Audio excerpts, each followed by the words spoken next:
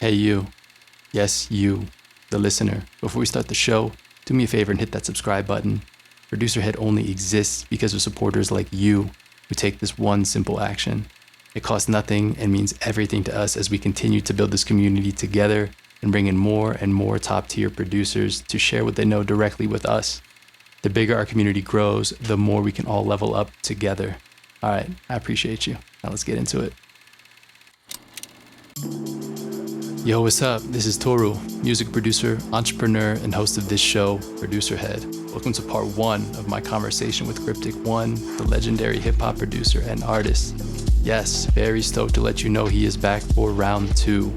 With over 30 years in the game, Crip is well known for his influence in the New York underground scene in the mid-90s. His insight on building a sustainable music career, effective marketing strategies, and the value of maintaining your catalog makes this conversation essential listening for any producer looking to thrive long-term in the industry. All right, with that, please enjoy part one of my conversation with Cryptic One. So I got some questions for you, man. I want to talk to you about the long game. Okay, let's go. Because, I don't know, I think in the current landscape, if you want to use that word, if you will, in music and production, there are a lot of incentives and there are a lot of things set up to kind of have you chasing certain things in order to feel relevant or to feel like you're making progress. And sometimes those things maybe don't have the long game involved, you know, and I understand like the long game isn't as sexy because it's like, you know, it's kind of the idea of like delayed or deferred gratification in some way, you know, and I feel like you're somebody who has a unique perspective about this and the importance of it and the way that you see it. So I'd like you to speak on it. There's a lot of different ways to look at it. The long game, I mean, I wasn't always thinking about the long game. Let's start there. You know, it was always kind of living in the present. And I guess just the fact that I'm still doing this 30 years later, I kind of forced to look into the long game because I've been in the game for a long time. As far as the long game goes, I think the mistake, I shouldn't say mistake. I think what people get wrapped up in is social media, is seeing what other people are doing, and having that immediate feedback of likes, follows, whatever metric people gauge to judge their own worth.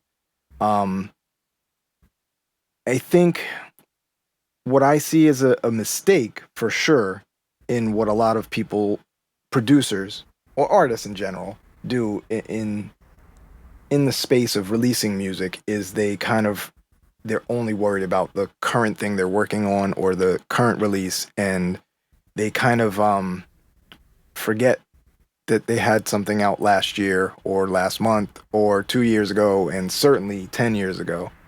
I never see anyone promote something from 5 years ago or 3 years ago. And on one side I get it. Like, we all grow. Or grow is kind of a weird term, but we all go and have a path. So you're always moving forward in some way, shape, or form.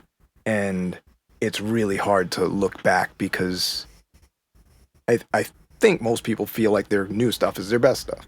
I know that's how I feel. And there will be people who heard my stuff from 96 and they think that's my best stuff. And instead of running away from that, I kind of lean into that. And I think that's where a lot of people make a mistake. I get it. I don't like my stuff from 20 years ago. I don't like my stuff from 2 years ago, but someone else does. And at some point I did, or else I wouldn't have put it out. So put some oomph into it. Like, don't deny people from hearing your past work. I kind of want to go into like marketing a bit with this just because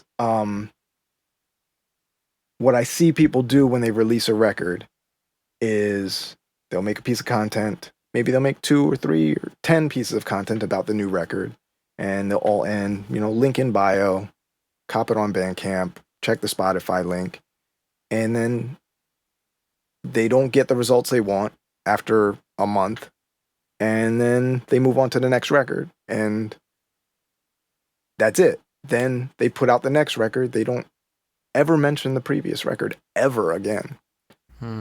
I probably should ask people like why they do that. My assumption is that they don't feel connected to that record anymore, or maybe they don't feel like it's worth anything because it didn't get the response that they were looking for or hoping for. Mm-hmm. So, to me, that's part of the long game, is not really running away from your past. That's so cool, man. Honestly, because I feel like that's such an interesting direction to take this. So, because I think a lot of times, and I think we'll get to that, when I think long game, I'm like, okay, I'm thinking about looking ahead, right? And like, because I think there's so much like about, I need to like run as fast as I can right now, you know, and that in a sense that's short-term thinking. However, what you just said in the idea of being like, if you're somebody who's already been doing this for any period of time, there's a lot of things that you've left behind you if you turn around. And that just because they're behind you doesn't mean that they no longer exist, they're no longer relevant, or that they're dead in some way. And that you can kind of decide to continue to breathe life into them in some way. And if you need a reference point, I think a great one is like greatest hits records, right? Like labels will put out greatest hits records for that reason. You know what I mean? So I don't know. I think that's a really cool nugget, man. And to be like, hey, like also let's use an example you just said, which is like, let's say you drop something at one point, it didn't hit as the way that you would hope maybe, because at that time you felt it was your best thing. For whatever reason, it didn't hit the way you wanted it to when you put it out. However, it's like, who knows, maybe it's the time now, you know what I mean? And you give a chance to do it. And if people have never heard of it before, or if they've heard it and it's been a while, it can feel new, you know? And I think this is a recurring thing on this podcast, I think in general, but I think it's recurring for a reason. And that, you know, it is, to your point, a bit of a marketing challenge. And I think that is not the reason most people get into music.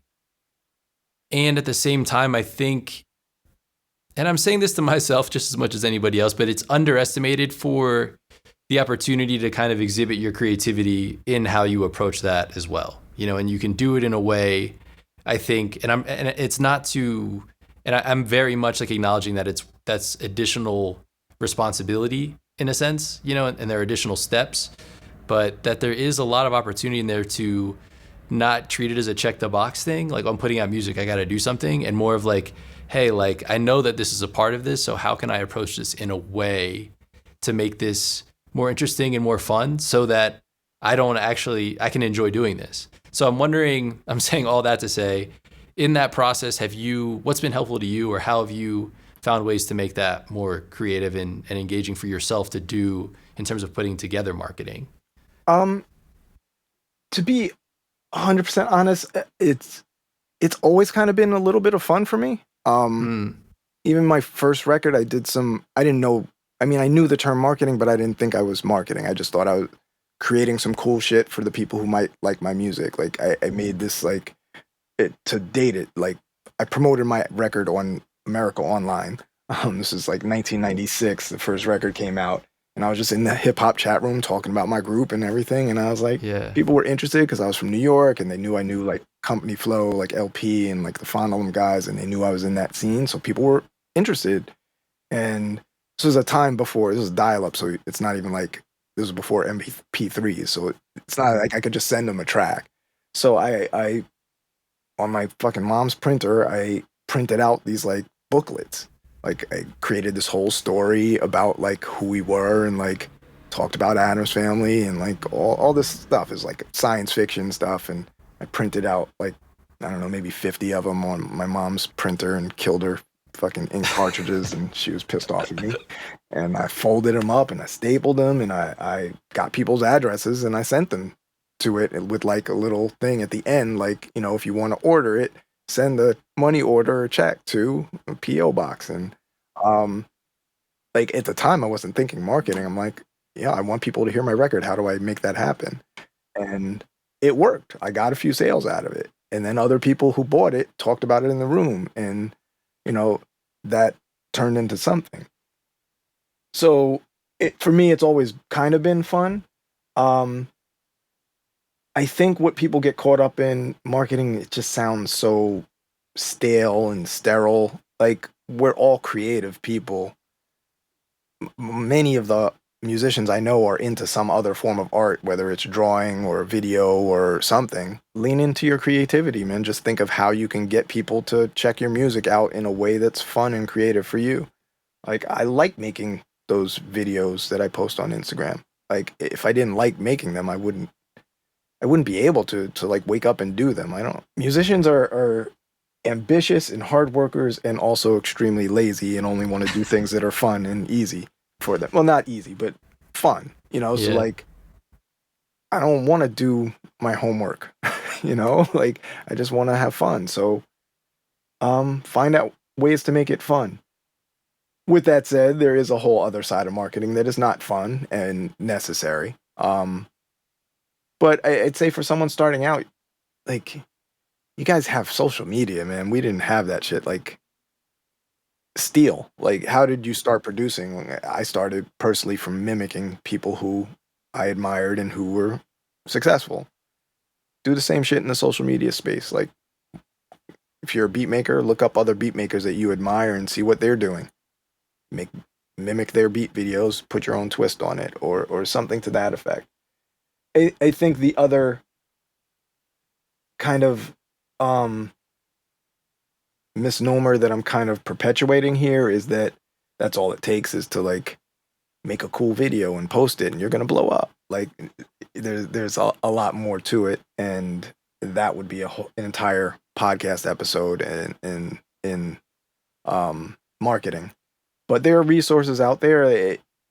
Just get your YouTube University on and Google music marketing, digital marketing for musicians, or something like that. You'll come up with something. What's the long-term value of creating social media content or marketing material as a musician?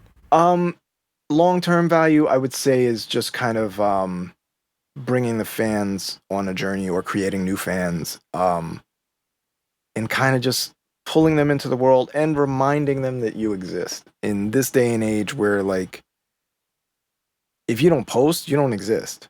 Like, literally. And if you're not sending emails, you don't exist. People aren't necessarily, they're flooded with so much music, so much content, so much whatever. If it's not just popping up in their feed, most of the time they're not seeking it out. Like, how often do you like go to the Instagram search function and search for someone? No, you scroll until it pops up. So if you're not posting new content, you may not get seen. And even if you are posting, you may not get seen by people that follow you because of the way the algorithm works. So if you want to get into like practical tips on how to kind of cheat the algorithm, it takes money sometimes. And I think that's another whole other rabbit hole that a lot of people, especially in our space, are I don't know if it's fear or just a misunderstanding of it, but people are scared to like run Instagram ads, for instance. I get it. It's weird. It feels markety and it feels inauthentic. Like, people want to blow up off the merits of their music. But guess what? If no one sees or hears your stuff, they're not going to like it, you know? So I think an easy way for someone up and coming is make one of those beat videos or something that you're proud of and just put a little ad money behind it. Doesn't have to be a lot. Even just to show it to your own followers, do like $1 every day and just show it to your, what they call in marketing terms, your warm audience. And that way, when people are scrolling, they'll see it. They'll remember you. They'll go check out your profile and see your other stuff that you've done. It doesn't guarantee that people are going to like your stuff, but it does guarantee that they might see it. And the thing is, more people that engage with your stuff, the more the algorithm shows your stuff. So it's just kind of like I said, it's a way to kind of train the algorithm. And you can kind of, it's something that I've been doing lately is I'll just kind of pick a topic or something that I'm interested in. So, for instance, let's just do beat videos. So I created a second Instagram account. I never look at anything except beat videos. And guess what? The algorithm feeds me only beat videos. It doesn't feed me all this other bullshit because I don't look at it. So I just come across a beat video. I'll like it. I'll watch the entire thing. and this is just training the algorithm. You'll see how well the algorithm works, and it just continuously shows me beat videos, so I can kind of see what people are doing in my space. It gives me ideas to take and make my own. And I think just kind of seeing that and kind of understanding how the algorithm works in feeding people stuff, it feeds them what they want to see. So, like, if you get caught up in an hour of looking at dog videos and cat videos, guess what you're gonna fucking see the next day? And it's you can't fool it. I mean, you can fool it, but it has to be very intentional. Like, if you just scroll and watch the things that you're interested in, it sucks, but like there's gonna be some bullshit in there because you know that's an interesting news story or politics, something like I want to read this. Guess what? You're gonna get fed more of that shit. So like, I know a lot of people. We're getting off on a social media tangent, but it's the space we live in these days. I know a lot of people I know have like decided to get off of Instagram because they don't like what the algorithm's feeding them. I'm like, I just feed the algorithm different things, and it'll feed you different things. You know, you just have to be very intentional about it. I mean, it's an interesting point to kind of describe it essentially as a mirror, right? And that it's showing you what it's telling you, what you're telling it that you want to see. So in a way, to blame it entirely is also probably not, you know, it's like because it has to pull its information from somewhere. Yeah. So that's an interesting point. If you stay on those booty videos too long, you're gonna get more of them. Like that's just the reality of it. So like, if I pick up your Instagram and I start scrolling and seeing booty videos, I know where your mind has been. Yeah, man. Oh my god, it's so real. I don't know, man. Do you think you can like, how would you, can a producer spread their music without social media, the internet in some way? I think so. I mean, I think so. I think it's a harder space. I'm sure there are people who do it. I think it's just so much easier on the internet. Like, I think it also kind of depends where you live. Like, I live in New York City. Like, there are events. You can go to events, hand out cards, whatever you got to do to get seen. But like, at the end of the day, even if you're networking, people are going to ask for your Instagram. That's what they ask for now. Like, yeah, it's true. At beat shows, no one's asking for like my email address or my phone number. They like, yo, you on IG? I'm like, yeah. And like, that's how we connect and talk and communicate. So I don't know, that's an interesting question to ponder. As someone who came up before any of this shit existed, kind of. I mean, AOL was basically similar, and that's kind of where I got my first breaks. I got my first distribution deal in a AOL instant message. So I don't know. It's an interesting question to ponder, but I think the more interesting question that I would ask is why it's free for the most part. Like, why not use it to the best of your ability? And if the problem that you have is that it's toxic, then be more intentional about the way you use it, and the content that you view. And, you know, it is toxic. But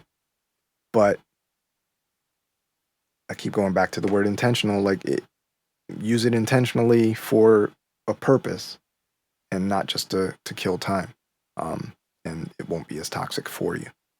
I can promise you that. Like, this is an experiment I've been doing for like the last 6 months. I have another Instagram account where I only kind of watch marketing stuff, and that's all it feeds me. So it's start another account and just see for yourself, and it kind of helps you figure out what you should be posting. Just seeing what's out there and what's successful. Right. So that, I mean, I think all of that, like creating these accounts with this intention of, I guess, like better educating yourself is what it sounds like, you know, to understand what, like strategically how you want to use it for your own music as a producer, as opposed to a consumer of content. And so I'm curious about, you know, like, it seems like a really cool way to go about it. Honestly, I'm wondering if there's like a different, like, people that are like, oh, I'm not gonna take time to make a plan. I'm just gonna, I'll just start doing stuff. Is that a good way to go? Is it something would you do it differently? Is that how you did do it, and you're now kind of approaching it through this kind of more like, I guess how I'd even call it like research oriented kind of approach Yeah. because you did it differently before? It's been a mix. Like there's definitely been a lot of things that have been kind of fly by the seat of my pants and let's just do what I feel like doing and see how it works. But more often than not, I have a plan. With every release, there's a lot more moving parts to it than it seems. And again, I feel like I'm beating up producers or artists in general. That's another one of the big mistakes is I see is people don't have a plan. Like at the bare minimum, just have a plan beyond link in bio. Like that's not a plan. You know, link in bio, here's a post, I just released this, check this on Bandcamp. Like that's the extent of a lot of people's marketing. And I get it because in the social media space, that's kind of where I started with it. Hey, real quick, if you're enjoying this episode, take a second and hit that subscribe button. Remember, Producer Head grows thanks to listeners and supporters like you. So if something here resonates, take a second to let us know by following, liking, subscribing. Your support means everything. By subscribing and sharing, you help us grow the Producer Head community, which allows us to continue bringing you incredible conversations just like this one and opens the door to even more exciting guests in the future. Let's keep building this together. All right, back to the episode. And then I guess I just got a little more experience and I started to realize that there were other options. So I guess I should get into more detail about what a plan means. Like think about what you should be doing leading up to a release. Think about a time period that you want. I hate to throw marketing terms out there, but want your campaign, the length of your campaign. To be honest, minimum, I mean, my album campaigns never really end because back to the long game, like a year from now, if I release a record today, a year from now, I'm going to make a post about this is the year anniversary of this album. Go check it out here. Or, you know, just some little like reminder that it exists. But at a bare minimum, have like a 3 months before, which is kind of a lot if you're new to it, and 3 months after. And what does that plan look like? It's different for everybody, but you know, hype it up, you know, post snippets, post tracks, like release a track on Spotify every 3 weeks or whatever, and kind of tease that, do beat videos, talk about how you made certain things. And then when it drops, you know, then you could do your link in bio thing, but just know that you led up to, gave people a reason to want to check the link in the bio besides the fact that you just have a new thing out. The big secret, it's not really a secret, is that everyone that follows your Instagram account is not a fan. Like they like you enough to follow you. That does not mean that they're going to put money behind you. It doesn't mean that they're going to leave Instagram to go check another link, which is a lot harder to do than most people think, is to get someone to leave Instagram to check something out. So I think the thought process has to be that Instagram is a tool for taking someone from a point where they know who you are to make them a fan. And a lot of that happens with something that I've been terrible with lately, and that's called consistency. Like, if you're dropping a beat every day, do that shit for a year, you're going to make some fans that will likely check stuff. Not necessarily sure they'll buy your stuff, but they'll check outside of Instagram for you. And it's kind of weird, and I get caught up in it too. So like, this is an attack on anyone, but it's weird that we place so much importance on follows and likes when they do nothing for us. It doesn't mean anything. Spotify streams matter more than either one of those, and those don't matter to me much at all. In my space, you know, other people get a lot more streams than I do, so kudos to them. Kudos to you. I see you. You get a lot more streams than I do. But to go back to I don't know if this is long game stuff or whatever we've been talking about, but since I brought up Spotify streams, and I'm sorry, I'm kind of going all off on different tangents, but it's all you're good, man. Kind of interconnected.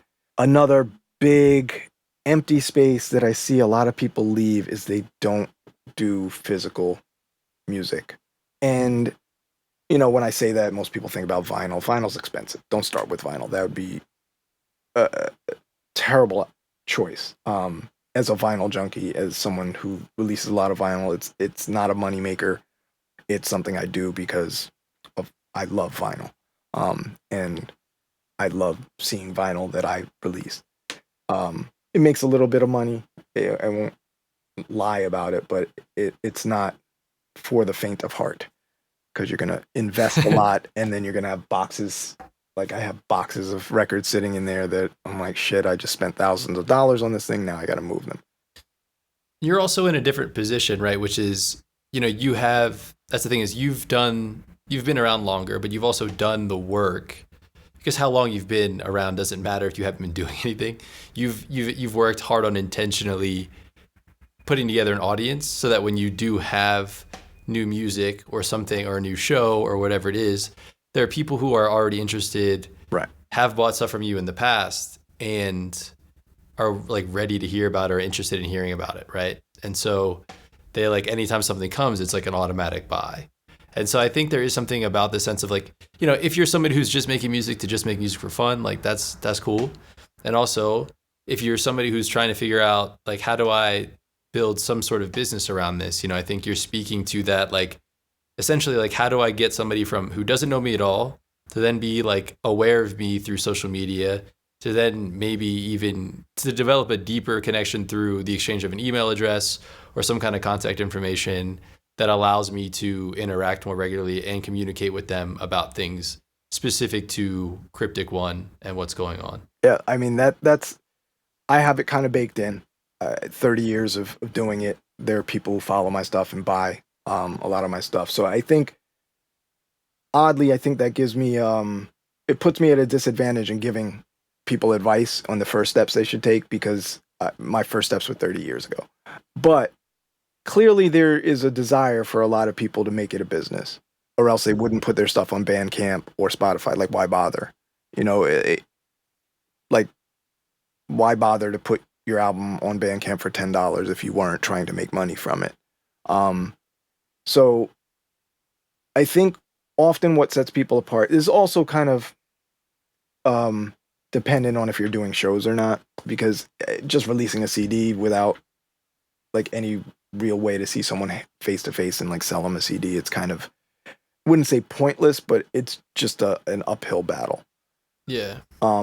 But I would say, and I know people think CDs are dead and cassettes are dead, but having a physical piece of music, just think of it this way. If you make 10 CDs and sell them for $10 each, right? What's it, $100, right? Minus the cost of making, let's say it's $80. How many streams is $80? It's got to be, like, I'm not going to do the math, but it's thousands of streams, right? Maybe, like, yeah, I mean, 0.003 or 4 cents per stream. I think it's roughly 27,000 streams, roughly. So are you getting 27,000 streams? What do you think is harder to get? 27,000 streams or selling 10 people. CDs? So, I mean, and I agree, man. And so I think that's it's funny, because it's like, and that's generally why, because my belief is that, you know, there's people listening to this, you know, that do want to find ways to, maybe the big dream is to do it full time, but maybe it's just like, you know, can I make a little bit of money doing this, you know? And I think that, to your point, there are ways to do that. And so why don't we back it up and let's say, okay, like, let's say right now I'm willing to admit I'm a link in bio guy or girl, right? And what's the next step? What should I change that to? Or what's that first thing that I can do to move myself a little bit further down this path of trying to organize my effort according to some sort of more long-term plan? Well, I like you mentioned earlier, collecting email addresses is kind of a big one. For me, when I came back into the space, I had taken a break from music from 2004 or 2006 actually, to like 2011, and I came back to Bandcamp, and I kind of saw the writing on the wall, and I'm like, this is a different space than I was in back then. There was no social media. People just weren't doing it as hardcore. Like, MySpace was what existed when I left. Right. and came back to like Facebook, and Instagram was just starting and stuff like that. But I was very quick to realize that email was like the key to it all. Um, and it was kind of the start of Odd Future, and I kind of stole their model of like they gave all their music away for free, collected email addresses. Here's my music for free. All you got to do is give me your email address. And that's kind of, I did that on Bandcamp for a few years, and I collected maybe like 1,000 or 1,500 people in those couple of years. And I didn't make use of it as much as I should have, as much as I know to now, but having that direct connection with people is the best thing you can do. And at the end of the day, what you should be thinking of is not how do I promote my music, but how do I offer these people something that they want. The term adding value or giving value, give way more. That's always in all of marketing, specifically with music marketing. What we do is always try and give them more than they asked for, more than they thought they needed, and build this relationship with them. A master of that is Stolen Drums. There's Sidechain Society, there's no way that whatever monthly fee it is, that he is not giving like 10 times the amount of value that we pay. It's a complete exercise in like building this group of followers by just giving them shit. Like he gave us live streams for free for years, and I got so much from it that I became a huge fan. It also helps that his music is incredibly dope. But to me, that's like the path. I don't think I've done that effectively. I'm getting better at it now. Shit, I think you're really good at it in providing value to your audience as a podcast host, and your Instagram when you were kind of active with doing the content. I felt like that was a great example of like just providing value. Like, yeah, I appreciate you, man. Yeah, I mean, I don't mean this in a negative way, but people are selfish. People want to get something from the content, and it's not. I hate saying this because there's kind of this weird thought process around content. Like it's kind of such a negative thing for a musician. I just want to be a musician. I don't want to be a content creator, which is totally fine. But you still have something that you can offer people that they may want, that can pull them into your world, and guess what? Maybe make them check your music. And it doesn't have to be, I think this is back to what we were talking about a little bit earlier, is marketing doesn't have to be like this stale business thing. It's just kind of like giving people what they need and pulling them into your world. And then once they're in your world, your music is part of your world, and just that consistency of doing it often, people grow to love you. And yeah, I mean, I don't even remember what your question was, but I think I answered it somewhere in there. Yeah, you did. And the idea was just like, okay, if I'm currently in the place where I'm posting something and I say, I just dropped this, and I have a link in bio, right? Like what's the next step I can take to kind of advance myself a little bit to move down? And I think we got there, I mean, the big takeaway is to collect email addresses. And I think,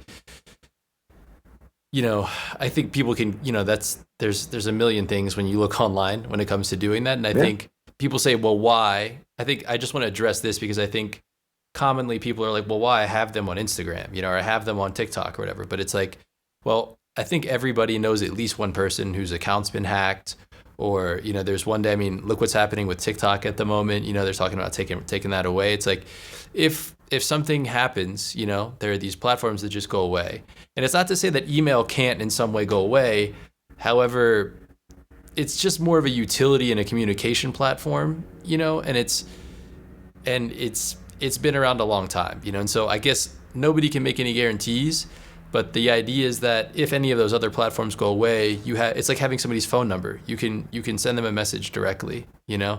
in a way that if Facebook or any of those other platforms decide that they want to do something differently, or somebody else decides they want to hack your account, you can lose all of that really unexpectedly. And so it's also just a way to have an additional form of communication, even if you want to think about it like as redundancy, you know, to take care of yourself and have a backup plan, an alternative form.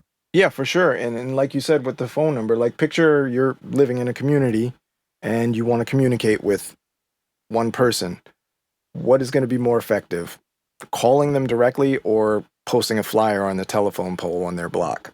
You know, like for everyone to see. Maybe they see it, maybe they don't. So like Instagram, posting on Instagram, it's necessary, but like I'm going to reach my people, my actual people with an email blast way better than I will on Instagram. And you can't control what other people are going to see unless you're running ads, then you can. That costs money. But you can control what you email them. And, you know, I kind of, you know, I said collect emails as your next step. It's not really the next step because it's hard. What are you going to do? Just ask people email? You have to provide them something consistently that they're going to want. And you can kind of drive, and mind you, this is kind of in theory because I haven't particularly done it yet. I have plans to do it. You kind of drive interest for it on social media, and then you hit them with a big thing like, hey, sign up for me email and you get this. And I get why people don't want to do it. It feels markety and gross and all the things that musicians don't want to do. People just want to get recognized for it. Just want to make the music and put it out and have everyone love it. Like, yeah. Does that happen? Sure. I'm sure it does.